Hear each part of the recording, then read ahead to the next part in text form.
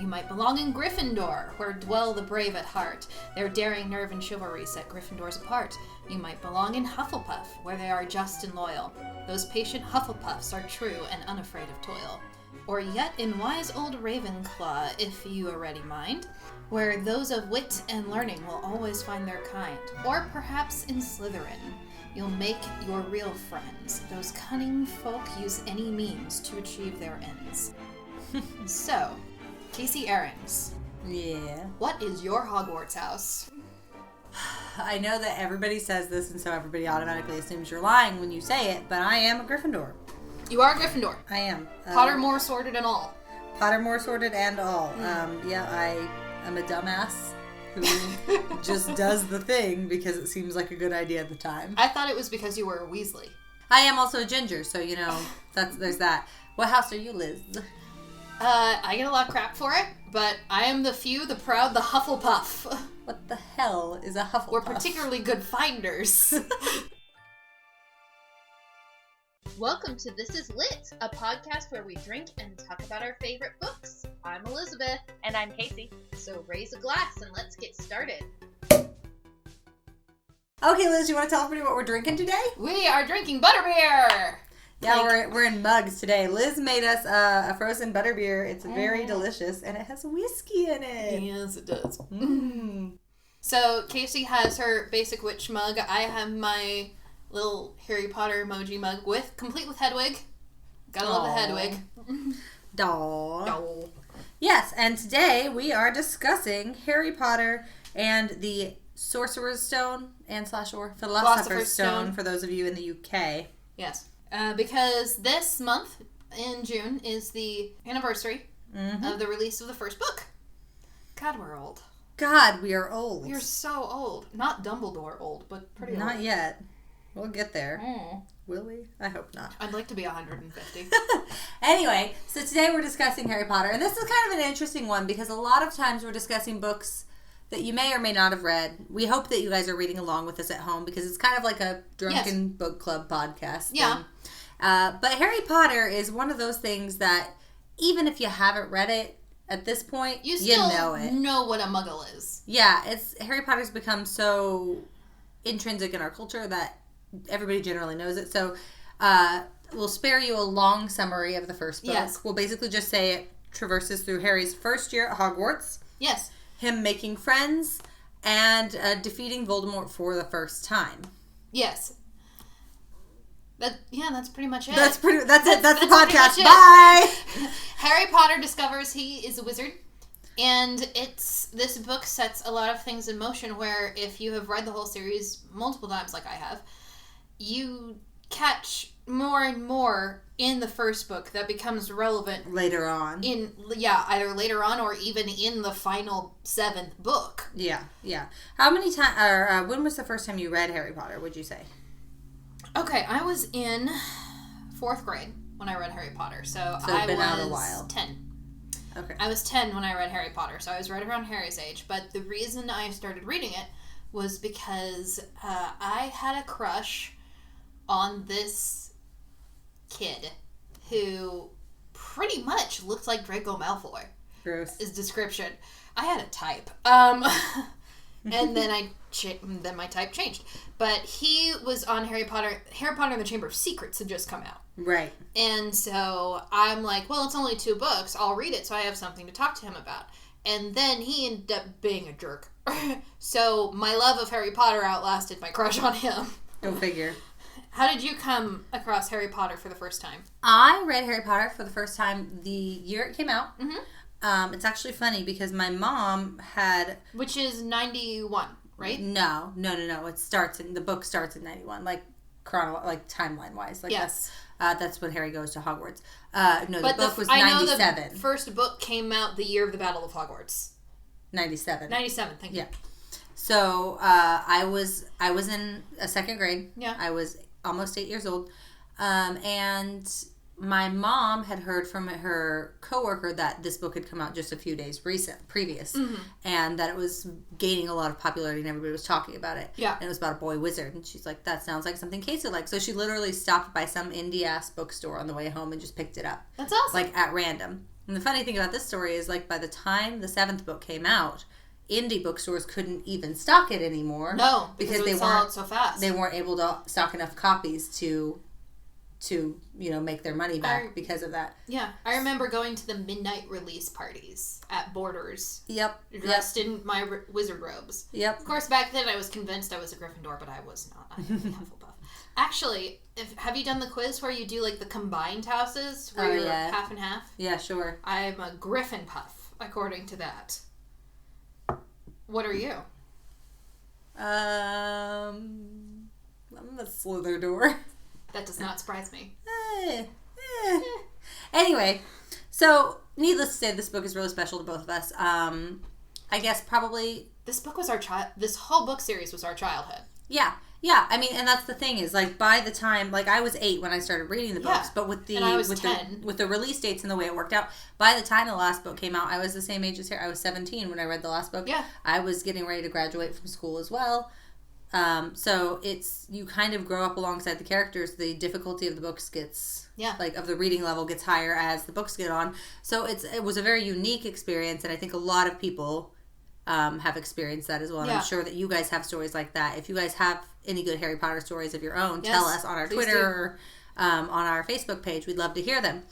But it makes it kind of hard to discuss because how many times has it been discussed to death? Everybody has their own opinion about this book.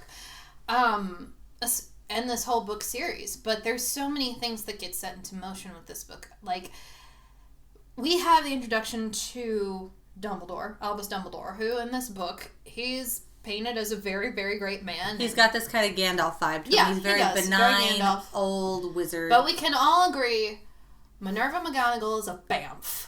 Yes. So the book goes, it's really hard to discuss the book without discussing the plot rest of it. Of the books, yeah. But, Albus Dumbledore is painted as a discreet man. He is the only wizard that Voldemort was ever afraid of. And the only thing we really know about Voldemort in this book so far is that he killed Harry's parents. And he was a very, very bad wizard. He was the most powerful dark wizard of all time. Yes. It's interesting to me to see the portrayal of Voldemort as the books move along. Because in this first book, he is portrayed as very scary, very evil. Yes. And very dangerous. And, like, he continues to be dangerous. He continues to be evil. Yeah. But the more you know about him, the less frightened of him you are, it kind of seems exactly. like. The more you know your enemy, the less they seem like this just overall evil, like he is portrayed in the first book, and the more he becomes a human being you can fight. So anyway, Harry literally doesn't know jack shit about his backstory. Because he was raised by the Dursleys, who are abusive. The worst. They're the worst. Have you seen that whole spoiler alert for the entire series? You can expect that as you're listening to a podcast about Harry Potter. Have you heard that theory about, with Harry being what he is, that is kind of what made the Dursleys so crazy? I have heard that. And I like it, but also I like that there are people who are just generally unpleasant. Some people are just unpleasant. And the Dursleys are like that. They don't... Petunia has a lot of jealousy. She does. And Vernon has no imagination whatsoever and just kind of goes along with what his wife says. And of course Dudley's going to be awful because his parents taught him to be awful. Yeah.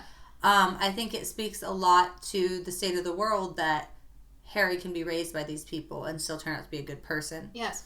And like, so I don't... Even when, like, something goes wrong with Neville, he makes sure Neville is okay, and he's like, Harry, you want a chocolate frog? You'll feel better. Yeah. No, I think the biggest experience... This is so hard to talk about because I'm used to us just going through the plot of the book. Yeah. Beat by beat. But the thing is, it's kind of hard to do with this one because you all know it already. But, like, in the process of the book, Harry, finds out he's a wizard. He travels to Diagon Alley. He meets Malfoy. He meets Ron and Hermione. He meets Neville. Which, book Ron is worlds different from movie Ron. Book Ron is very good. Book Ron is the best. He is a very loyal friend. He's there for Harry no matter what. Movie Ron kind of gets the shaft on this because they want to play with the, like... In book one, keep in mind, what is it? Ronald Bilius Weasley, who, I know, right? Worst middle name ever. Has known Harry Potter, has known this friend for, 6 September to December, a couple months, 3 months. And he tells his mom, look, I'm worried. I don't think Harry's going to get any presents for Christmas. Harry's not expecting any presents for Christmas. What do I do? And so, of course, Molly Weasley, his mother, sends him a sweater and some homemade fudge. Because she's like, guess what? We now have another son. I have adopted you. I have adopted you. We have 5 sons. What's one more? Yeah, when rereading this book, the thing that I was thinking about the most was not the overarching plot of, like, you know, Voldemort and all of the things that happened to Harry because of Voldemort. I was thinking of just, like, the relationships Harry builds. Like, I feel like the first book especially it's about really is about him building those new relationships. Not just friendships. Like, you know, he builds this mentorship with Dumbledore right off the bat. He's got this friendship with Ron, and then after a while, finally, Hermione. He's also got this, like, rivalry thing going with Draco Malfoy.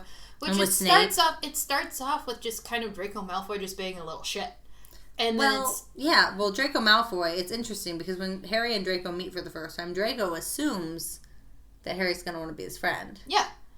And then Harry doesn't. That's something that kind of breaks my heart because it's like there is that spark of decency in Draco. And as, you know, as he's left to his own devices at school and how his father tells him he probably should be, I'm assuming, Lucius Malfoy is an overbearing character, especially in the second book when we meet him. Draco, the thing about Draco is he's 11 years old. Yeah, he's 11. How many 11-year-old boys do you know that aren't little shits? Like, none, right?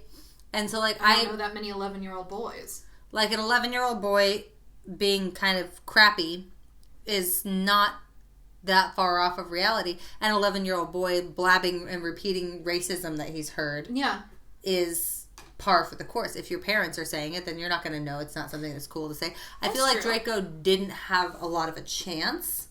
Exactly, because Draco and the Malfoys only associate with purebloods. Right. Which that is not even really gotten into in this book. Oh god, we don't even start getting into the pureblood conflict until the second book. And it's not even, it's only mentioned when Draco is talking to Harry when they're getting their robes fitted. Mm-hmm. And he's just like, I don't think they should let the other sort in. And they just leave it at that.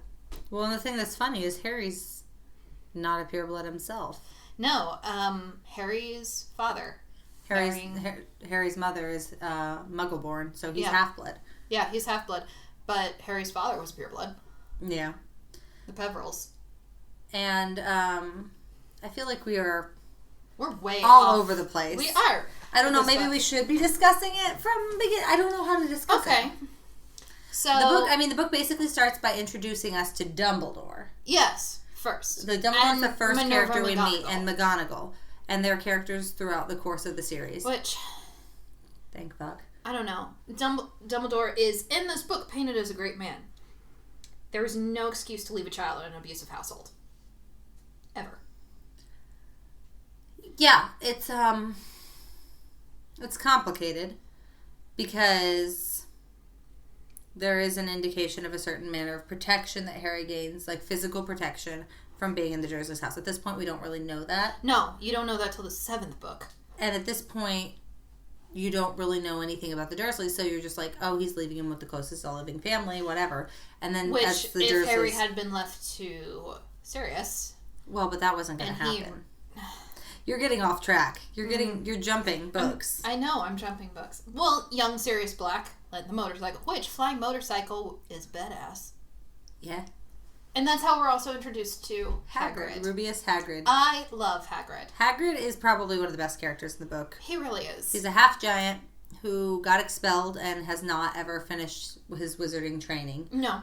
But he has got a heart of gold. He does. He treats something that will bite your head off. He literally takes Cerberus, the guard dog of the underworld, and names him Fluffy. Well, he was pretty fluffy. And he takes a dragon's egg. Norbert. Yep, has little baby Norbert and tries to take care of him and cries when he sends him off to Romania with Charlie's friends, who Charlie is Ron's older brother, which I want to know more about Charlie's friends who are like he's like, hey, my little brother has this dragon at Hogwarts. You guys think you could, like, go pull, like, a little, like, dragon heist in the middle of the night at our old school? And they're like, sure, bro, we're down. Let's do it next week. How's that sound? I'm like, I want to know more about these friends. Yeah, no. The thing about the Harry and Potter... is one of them Newt Scamander? No, Newt would be too old. That's true. Could be one of his sons. Newt Scamander... And that's a whole nother ballgame. We are not doing well here. Everything is so interconnected in this universe. Yeah. It's hard to stay on track. So instead of discussing the book chronologically or discussing the other books, let's just say in this book, who off the bat is the character that you enjoy the most? In this book, I really kind of like... You know, I always enjoyed Hermione Granger. I mean, she starts out really uptight. Yeah. Because she wants to do well. Hermione Granger She wants friends. She wants friends so bad, and she's just trying so hard, and it's just pissing everybody off.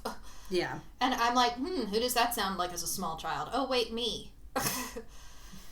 Reads too much, frizzy hair, buck teeth. I'm like, have you seen pictures of me when I was in first grade? But yeah, I've always enjoyed Hermione Granger. And Hermione is, she is Muggle-born as well. Both of her parents are dentists. Mm-hmm. And it's just kind of like a throwaway thing. But she wants friends really, really badly. And then on Halloween, Ron says something pretty... mean. Snippy. Yeah, mean. He's snippy. mean to her. He's mean. He's very mean to her. And he says something about, well, no wonder she doesn't have any friends. And Hermione spends the rest of the evening crying in the bathroom, and then Harry and Ron are like, oh no, they don't know. Which is, this is kind of where you get a little sense of Harry's must protect everybody sense. His martyr complex? Yeah, just a bit.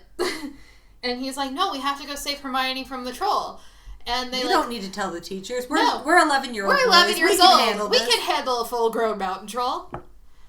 And then they lock it in a room that they think is empty and realize they locked it in the bathroom with Hermione. So anyway, they end up destroying this defeating this mountain troll. And that makes them friends forever. And then Hermione starts making little itty-bitty fires that you can put in jam jars. Which, that's a cool spell. Pyromania. Yeah. But that's the thing, is like, Hermione Granger is 11 years old and is making up her own spells. Yeah. That's not something everybody does. Yeah, I've always really liked Hermione. But for me, I've read this book multiple times. I've read, generally speaking, as a rule, every time a new book came out, I read all of the books that existed before. So I've reread this one the most. I did the same thing. Right, I've read Sorcerer's Stone the most times.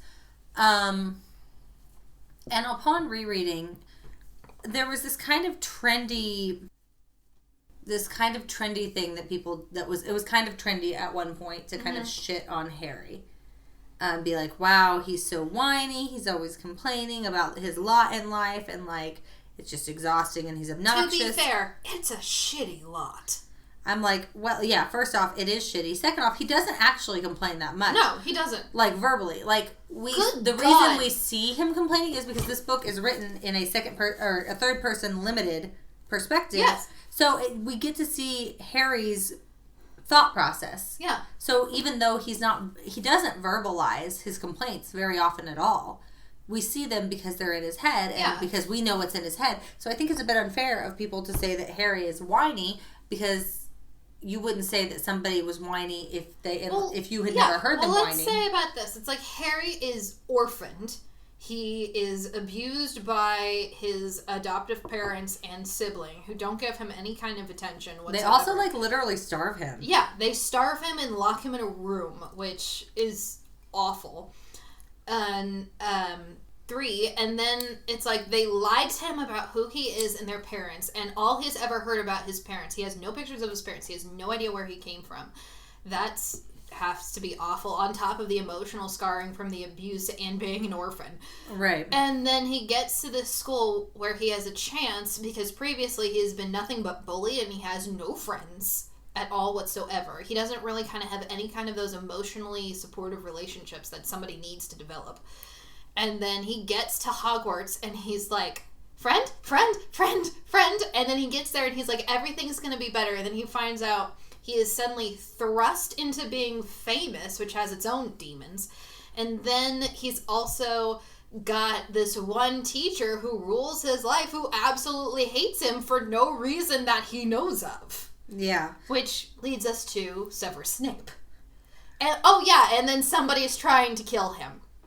Yeah, he's 11. And he doesn't even realize why. Fully. And he's 11. He's 11. He's 11. He's 11. Yeah, no, it's always seemed short-sighted to me to criticize Harry for being a quote-unquote whiner, because I think Harry falls very much into the trope of chosen one. Yes.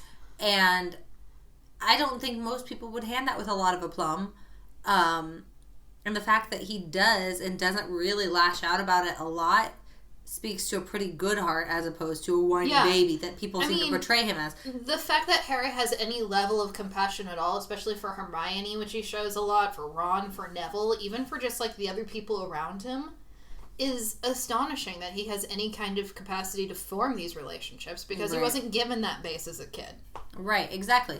And so, and then he gets to this school, and there's, like, good things. Like, he's got friends. He can eat until he's full. He has an actual comfortable bed to sleep in and not a cupboard under the stairs.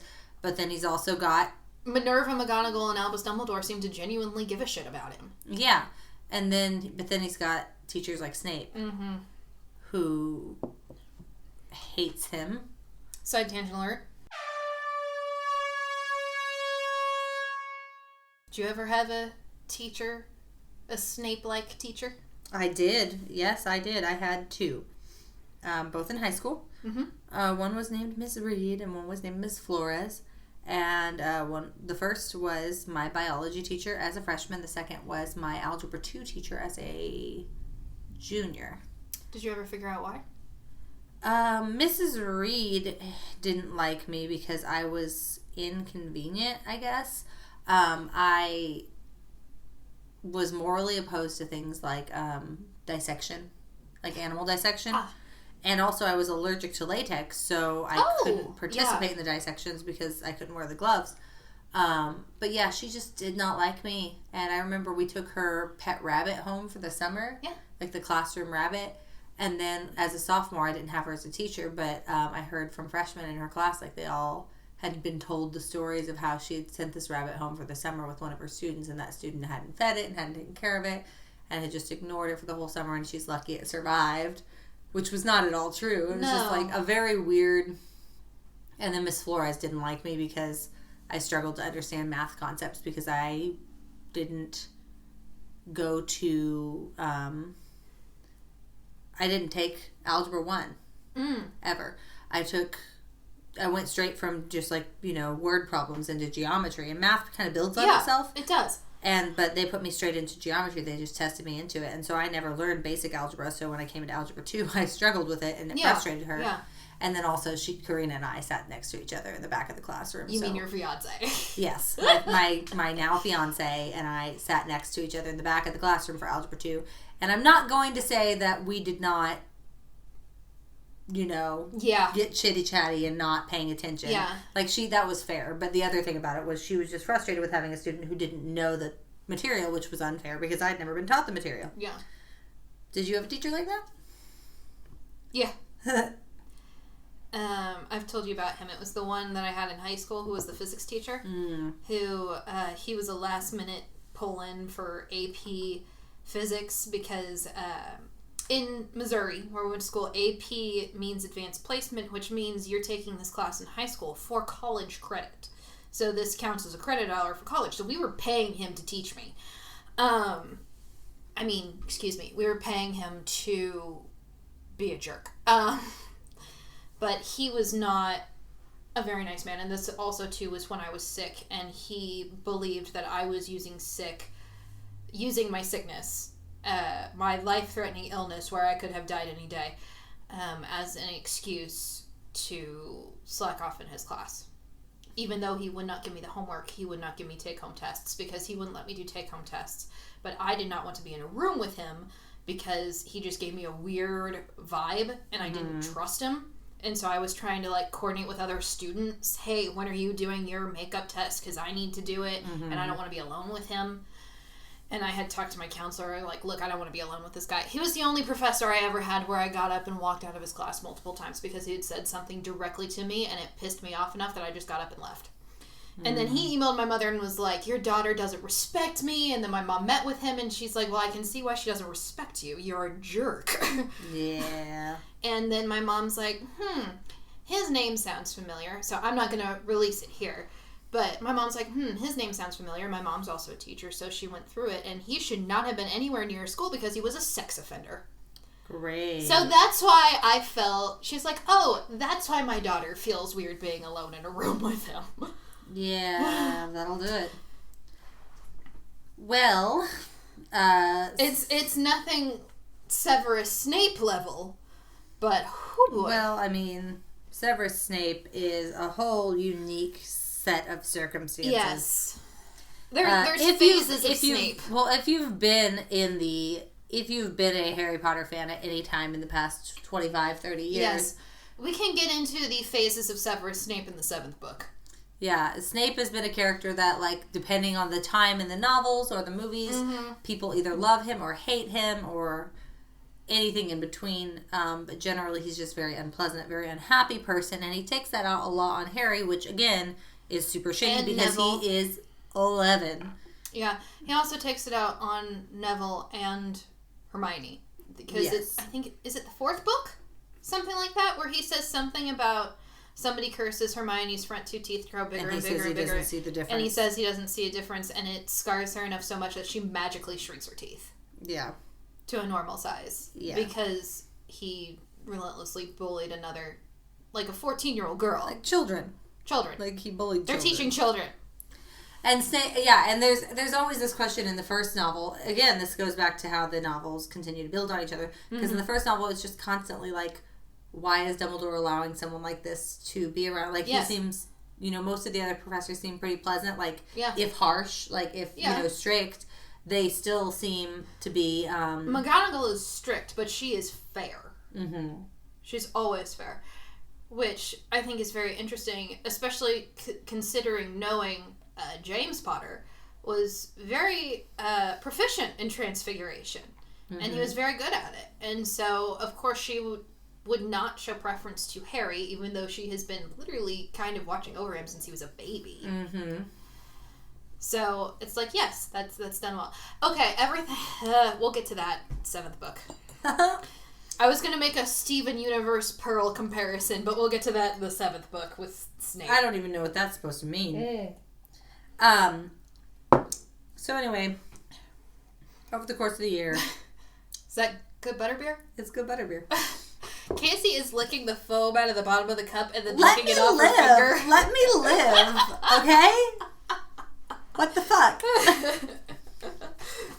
So anyway, we are just all over the place here. We're all over the place with that. That's just going to be the case. Okay. Like, I don't think I can edit this into something coherent. So you're just going to have to deal with it. So, Harry basically goes about the year developing these friendships, developing these rivalries, meeting people. The first book does a lot to lay down the... we also meet Neville Longbottom, who's another major character. He and Harry have the same birthday. Yes. Which you find out later.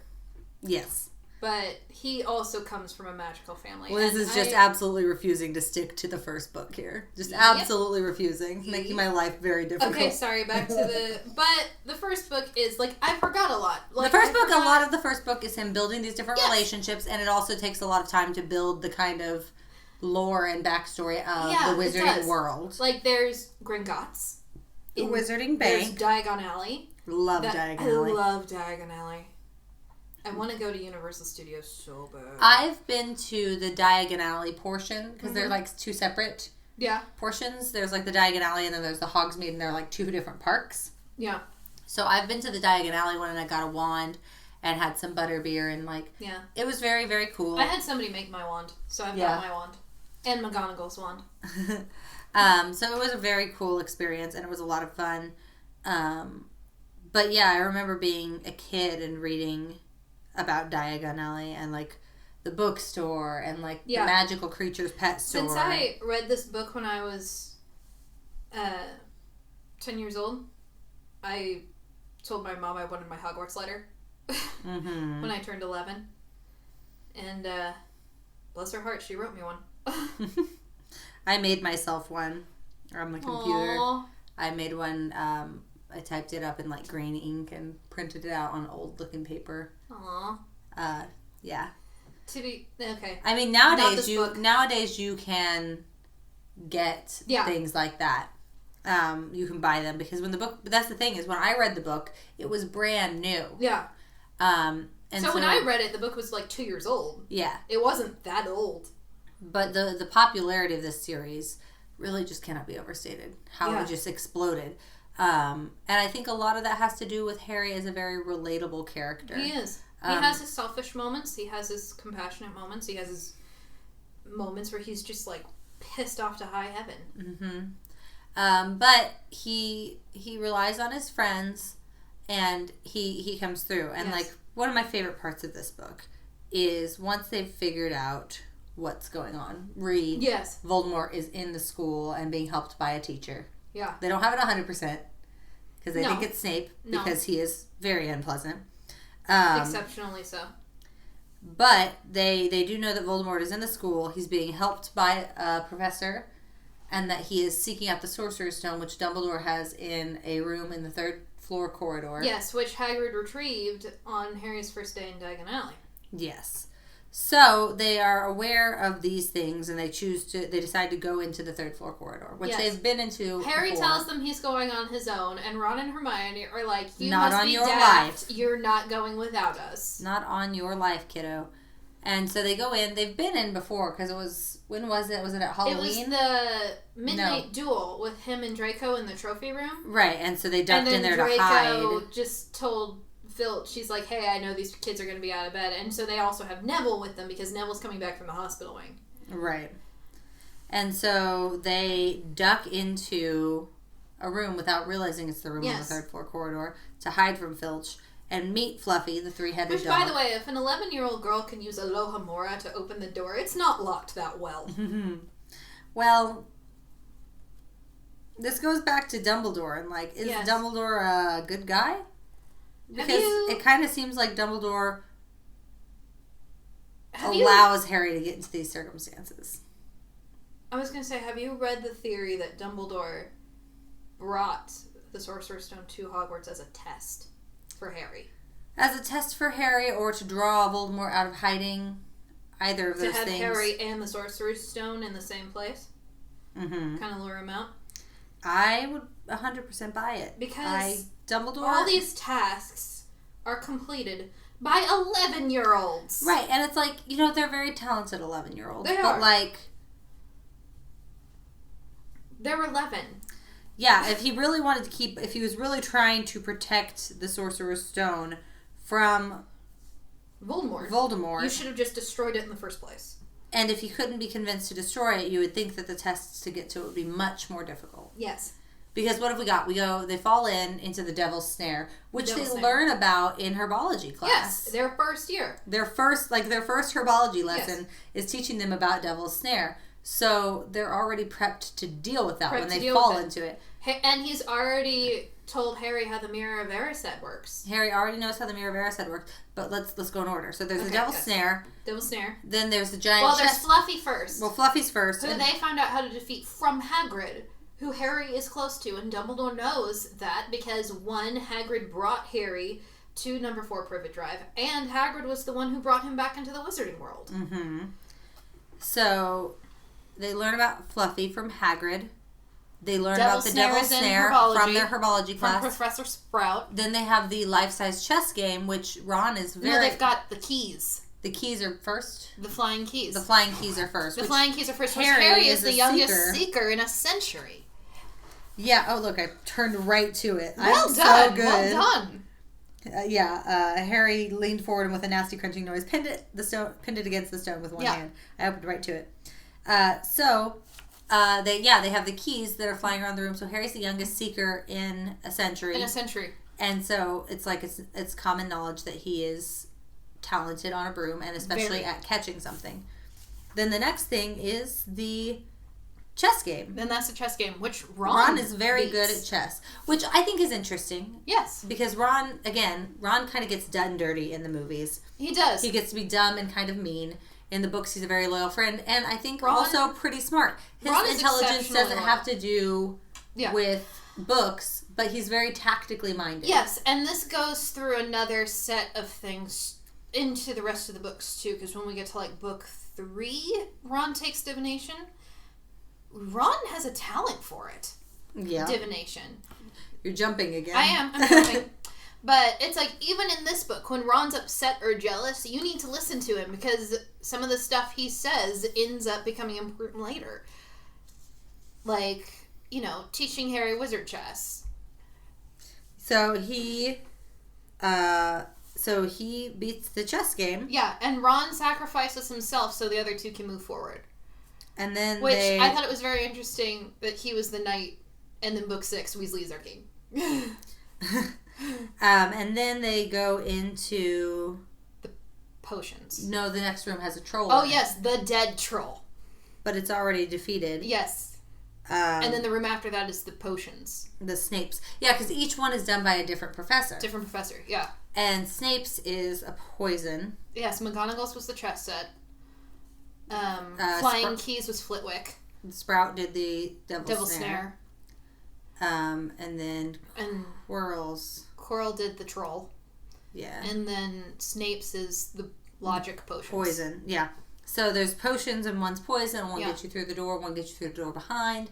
Of course, it's a riddle Hermione can solve very easily. Yes, because Hermione has logic. She was raised in the Muggle world. And then the last thing is the Mirror of Erised. Yes, now, so everything in there is from a different professor. So yeah, it does seem very suspect. It does. That these are all tests that can be passed by these 11-year-olds.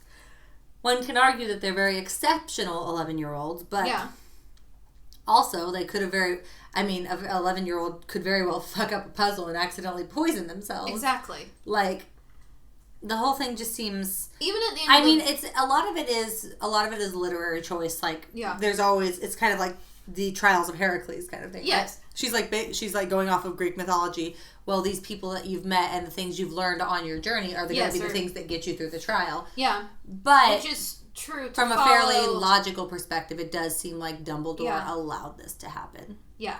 It really does. And Dumbledore is one of those characters that it's like, on the surface, he seems like incredibly great and wise, and you trust him empirically, no matter what. Mm-hmm. And then the more you think on it, the more you're like, wait a second, that's kind of some shady shit. Yeah. Yeah, so a lot of people, there is a theory going around on the internet that Dumbledore set this all up as a kind of a test for Harry, kind of a first training test for him. Because he was grooming Harry for later events. And,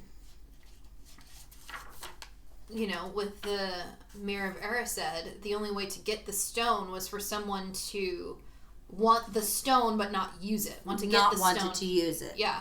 He only wants the stone for a purely selfless reason. Yeah.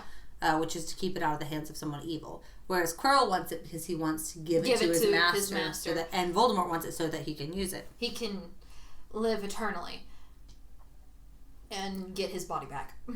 So, yeah, so it does.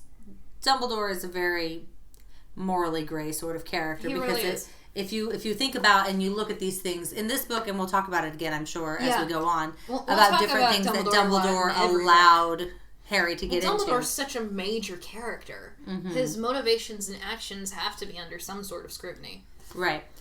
But when Harry was right about everything but one thing, which was that it wasn't Snape that was after it. It was Quirrell. It was Quirrell. And stuttering Quirrell. Quirrell met, and this is the other thing, is like Quirrell was hired to the job after traveling in the Albanian forest where Voldemort was last known to have been seen. Yes. Dumbledore knew that he had been traveling in Albania before he came to Hogwarts, and Snape so gave him the job. suspected him as well, which Snape is why suspected him and made himself very unpopular. Yes.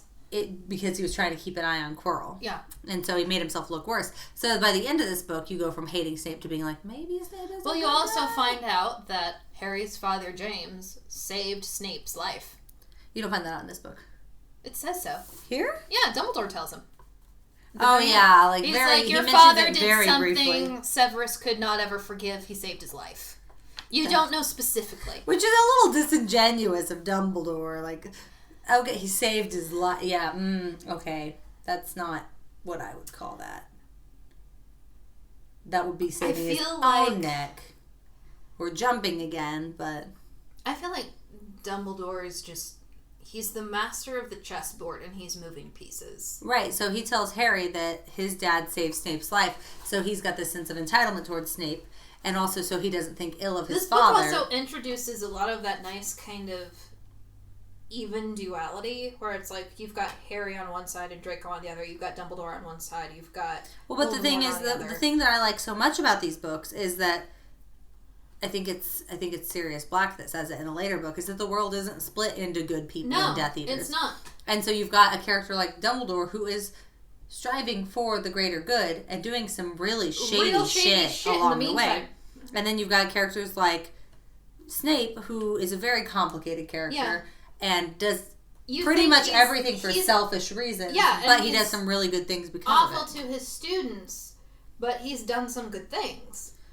So people are not entirely bad or entirely good, except for Umbridge. That's book 5. I haven't gotten there yet. I know. Like even Ron in this point where it's like Ron is like very loyal to Harry too, but Ron's also real kind of shit to Hermione in earlier parts, and they kind of have that going. And like Neville is just really, really cowardly, but he will jump into a fist fight and try and take on Crabbe and Goyle for Harry. Yeah. Yeah. So they save the Sorcerer's Stone. Yes. And then it is destroyed. It is destroyed. One of my favorite lines in this is when Dumbledore is like, what happened between you and Professor Quirrell down in the dungeons is a complete secret. So naturally the whole school knows. Yeah, it's... God, going to Hogwarts would be absolute hell. It would be. Especially if you were a student at the same time as Harry Potter. Yeah, you couldn't get any actual learning done ever. Because there's just fucking drama happening Voldemort! all the time. Like, so much drama. How many kids ended up at Beauxbatons or Durmstrang because their parents were like, oh no, Harry Potter's a student there. I'm not Harry Potter's at Hogwarts. We're going somewhere else. We're not doing this. We're going somewhere else. We're transferring. Fuck this. But, how many... And this is another thing, too. Hogwarts, at this point, has a lot of empty classrooms and a very small amount of kids in Harry's first year. Mm-hmm. And... Well, it's a small school. Isn't it say, like, there's only, 100 students? Well... Doesn't Rowling say there's 100 students at Hogwarts when Harry's there? According to Pottermore, it said, most classes of witches and wizards are a lot higher than what Harry's was, because Harry's first class is the kids that were born in wartime. Right. So it's like their school is really small. Yeah, and there's only 5 of them. Yeah. In his year, there's only 5 boys and 5 girls in Gryffindor. So assuming that there's that amount first years in every house, that's 5, 10, 15, that's 20, really 25, small. 30, 35. That's only 40 kids. 40 kids in his class. Yeah, 40 to 50 kids in his class. But she said most classes are 400 kids, but these are the kids that were born during wartime. So Hogwarts should at least be 2,000 kids. I would like to point out that in America, having one wizarding school for all of America is ridiculous. We need at least 4. Because I ain't going to wizarding school with some person from Texas. I won't be able to understand them. I don't think there are about 1,000 students at Hogwarts. 1,000 students at Hogwarts. Total. So that's spread throughout 7 years. Mm-hmm. Yeah. And we know there's only about 50 in the first year class. Yeah, so 40 to 50. You have 1,000 students minus, let's say, 50. Yeah. And then divide that by 6. That means the other class... Yeah. Then divide that by 6 other years. That means the other classes have an average of 158 students in them. Yeah. So Harry's class is still exceptionally small. Yes. Very small. Because it's the wartime kids. The babies born in war. I would argue that it wouldn't just be Harry's class. probably the first. Yeah, the couple years ahead. Like of I'd probably too, say the first 4 smaller. years of the students are pretty small, smaller classes. But yeah, how did we get off onto class size? Because we've been all over the place. That's true. This podcast is a disaster. I mean, we've talked about the book, but like we're so used to talking about books in order chronologically, and maybe in the future ones we'll try to do that. There's so many big ideas that get started in this book that we can't really talk about to completion because they're in later books. The completion of them is in later books. Well, and I think part of the problem was working under the assumption that most people know the storyline. It seemed pointless to read it in order or to discuss it in order, but I think it might be easier in the future to do so. Yeah. Just because I feel like we kind of bounced around on a lot of ideas today. But I would say that the first book is mostly about world building and mostly about building Harry's relationships. Yes. More than anything else. And for that reason, I really enjoy it. It's not my favorite of all the books in the series, but I do really like it. But you get it started. And you have to have it. And again, it's very historic. Like this book is now 22 years old. Oh my gosh, 3 more years. And then all of our knowledge about Harry Potter will be considered intellectual because then it'll be classic literature. I mean, it's almost there already. Thank God. So, I'm assuming Harry was your favorite character. Yeah. I didn't mean to, cut you off and go on a tangent. Yeah, I love Harry. I think he's very genuinely good person. And I appreciate that he does throw temper tantrums. And I appreciate that he does get mad. So he's not just this perfect angel. But he is a good person and he is trying his best. And I find him really admirable. Yes. And, yeah, so I really like the Harry Potter books. How many bottles of wine would you give the first Harry Potter book? First one? Mm-hmm. You go first, I'm thinking. I'd say 3.5. 3.5? Yeah, it's good. I've come back to it. I've read it at least 10 times. Yeah, I'd say 3. 3 bottles of wine. I'm not going to read a book 10 times if I don't at least partially like it. That's true. So, yeah, so you said 3, I said 3.5, so 3.25 bottles of whatever your poison is. 3.25 bottles of butterbeer. Of butterbeer. Fire whiskey. Fire whiskey! Yes! We will be reading through the rest of through the rest of the year. Harry Potter will be our quote-unquote classic novel. We always do a contemporary and a classic each month. Through the end of the year, it will be Harry Potter as our classic. Potter. So you can keep an eye out in the month of July for Harry Potter and the Chamber of Secrets. Yes, and if you want to read along, you're more than welcome to read ahead as well. We love if you read ahead because then you have a better context for it. And you can interact with us on our Facebook or Twitter and tell us what you thought. Tell us your opinions about the book. Tell us who your favorite character is. In addition to Facebook and Twitter, we also have an Instagram. And we are now on iTunes. Officially, yes. So if you like what you hear, please leave us a rating and a review. It helps other people find us. And it helps us get more people on the channel. Feel free to follow us on our website as well. That's where all of our podcasts will be listed out, or on SoundCloud, or wherever you listen to podcasts. And I think that's it. Yes. We'll see you next time. We'll be doing Pride.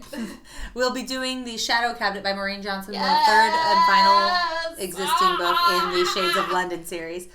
So we'll see you for that at the end of the month. Until then, cheers. Cheers. Thank you for listening to our podcast. For more information, visit us at litliteraturepodcast.com or check out our Facebook, Twitter, and Instagram pages. And remember, too much work and no vacation deserves at least a small libation. Cheers!